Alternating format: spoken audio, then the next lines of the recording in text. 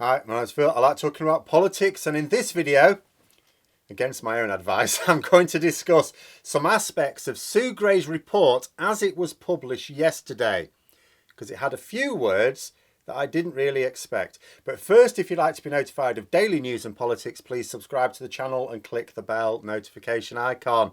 So the reason I wasn't going to do a dedicated video on the Sue Gray report is because when it was published on Monday, like ahead of its publication, I just thought, you know what?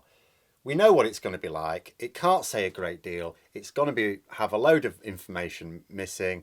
There was going to be very little to it. After all, the police redactions were ordered. We'd heard on the grapevine that it wasn't going to name people, and it didn't, and it was going to be quite limited. Of course, it was going to be limited. So I'd already decided it was going to be of little value, and I just carried on recording my videos for the first part of the week because I get to do no recording on Tuesdays. That's just how my week goes. So any news that breaks after Monday lunchtime basically gets no treatment from me until Wednesday. Indeed, the author, Sue Gray, even noted in her reports that it would not be meaningful. She said, and I quote, "It is not possible at present to provide a meaningful report." And at this point you go, well, what value in analysing it? Well, it's not as meaningless as she maybe implies, because although we are clearly missing key information, and Boris Johnson will absolutely use the fact to claim that anyone reading anything into the report is seeing things that aren't there because the picture is incomplete. But despite that, some general points were very, very clear. The report stated that there was a dreadful failure of leadership, but that various teams had grown too large and management structures not been developed to cope. In other words, I looked at that and I would go, okay, so you're saying failure of leadership, but don't blame the leaders because there weren't enough leaders. And I have no doubt that this would have been the theme of even a fully published report as seized upon by Johnson and his supporters. Yes, it wasn't good enough. We apologise again. Absolutely. Shouldn't have happened. But, no point in denying it. But it's also not the fault of any senior members of Number 10, certainly not the Prime Minister. The problem was not having enough managers. As if boisterous garden parties that every leader from the Prime Minister down could see was caused by not having enough middle managers. That was the problem, not the fact that Boris Johnson could look at someone breaking a swing in his garden and go, should that be allowed? I don't know. I don't have a middle manager to consult. But that's the thing. The language, though circumspect, made no attempt to hide just what had happened. Let us consider what we can say, even with this skeleton of a report. First, activities took place which were not justified for the work being done and as a result not consistent with the COVID regulations in place at the time. Gray even helpfully provided a timeline of COVID restrictions at the end of what was left of her report. That way it's possible for people, because these parties cover a long time and there were different restrictions at place at different times. You can absolutely look at what the restrictions were at various times, but that's a lot of work for people to do. What she's doing is letting just an ordinary member of the public read this and very easily be able to check what restrictions were at place alongside the specific dates of the events. Granted, most of the events were not detailed in the report thanks to the redactions, but the dates were there. And bear in mind that it is the dates which were not detailed that were the most damaging. How's that? The reason why 8 of these events, parties, whatever you want to call them, gatherings, I will call them, the reason why 8 of them were not detailed in the report as currently published is because the police consider that there may have been crimes committed there. In other words, they were serious enough to want to investigate. 4 of them, no, knock yourself out, Sue. Write what you like. We don't care about 4 of them, but these 8 we care about. So you can look at those 8, and we know some things about those 8 because it's already a matter of public record. And you can look at it alongside that timeline of restrictions and go, ooh. The second thing we know is that although he is not mentioned specifically, like no one is mentioned specifically in the report, Boris Johnson must have been aware of these parties because he was in attendance on some of those dates. That means he misled Parliament. Yes, he tried the defence a couple of weeks ago that he didn't recognise it as a party. Come on. Ignorance of the law is no defence at any time, as they say, and it's surely increasingly relevant when you were the one who made the law in the first place. Of course, we know that Boris Johnson never drafted a law in his life. It's not his skill. It wouldn't be the skill of many MPs. But he did dictate what the law should do. He approved the wording and he explained it on an almost daily basis at press conferences to the public. The idea that he can claim he was unwittingly breaking his own rules, I suspect, is something that Keir Starmer will poke a few holes in tomorrow. The report makes clear that there were no excuses for the behaviour. This is the third thing we can take from it. It makes it clear there were no excuses.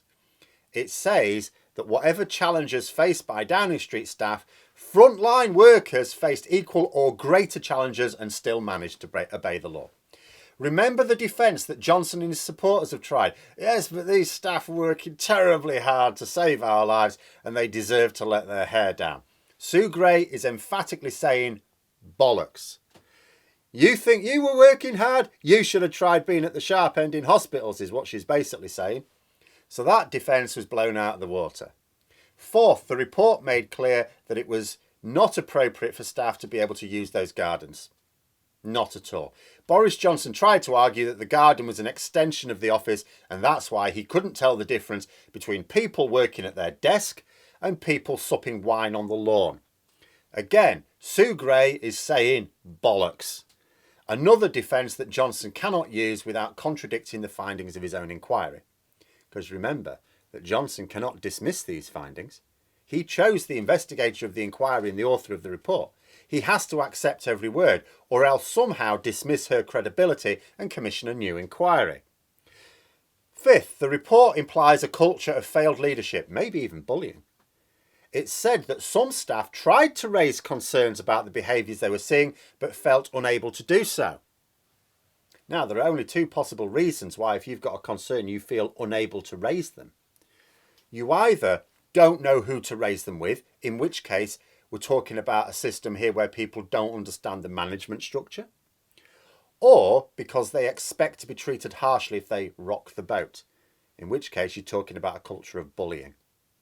So surprisingly for me, and in fact, before I go on actually, the implication was that it is bullying because Sue Gray recommended that there should be ways of informally raising concerns where it's not appropriate to raise them with your line manager. That implies bullying. Because otherwise, that doesn't imply that you don't know who to go to. That implies that you don't feel comfortable going to the person you should go to. So there should be an informal process of bypassing them. That implies bullying. So surprisingly for me, as I say, the report actually contained more than I expected. It's certainly not the whitewash that some were expecting, but I'd made clear that I did not believe it would be several times. A whitewash would have served Johnson not at all. At the end of the day, the purpose of this report is to try and calm the public down. The public aren't going to be calmed down by what is a clear whitewash. It still remains a massive problem that the redactions were ordered. You know, this isn't like as good as if they weren't. The problem is, no matter how clearly damning some of these conclusions are, and they are, Boris Johnson and his supporters will claim that we're not seeing the full picture, as if something else in the report might somehow cancel out the statement about poor leadership, the fact that he lied in Parliament, lax standards of staff in number 10, and that the party should not have gone ahead as they did.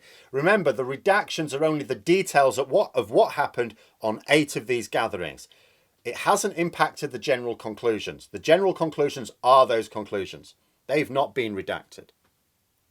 So I'm going to guess that what we're going to see here are opponents of Boris Johnson showing that, at the very least, his management is utterly incompetent, and at worst, he is a callous, lying criminal. Of course, the report made clear that there can be no conclusion as to law breaking as such. That would have to be a matter for the police and the courts. But it can make clear that Johnson failed to maintain the standards expected of him running the heart of government. But Johnson will try and claim that people still don't have all the right information. If only the report could be published in full, but that darn police investigation, how disappointing and all that.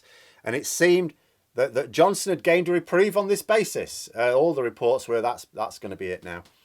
He probably still has, he very likely still has, but I'll tell you what. A lot is going to depend on the reaction from the public and the reaction from MPs this week in Parliament. If enough people pick up on the clear conclusions in the report, this is the job now for MPs, particularly opposition MPs. Pick out the very clear elements of the conclusions, albeit without the contributing evidence due to redactions, but we know a lot of that anyway because it's reported in the press. Then Johnson could still be facing a leadership challenge. A challenge that he will still find easier to win because of the uncertainty created by the redactions, and as such, might be enough to put people off even triggering the confidence vote. Like I've said before, there's no point in them triggering it unless they're really confident they can win it. Otherwise, they just give them a year's freedom. So much will depend on that. Much will also depend on how convincing he is after addressing his own MPs, which I think may have happened last night, and what backbench MPs say at their own meeting of the 1922 committee this evening. So we'll see. In the meantime, those are my initial thoughts. Let me know yours in the comments below. I hope you found the video interesting. If you did, don't forget to click the like button.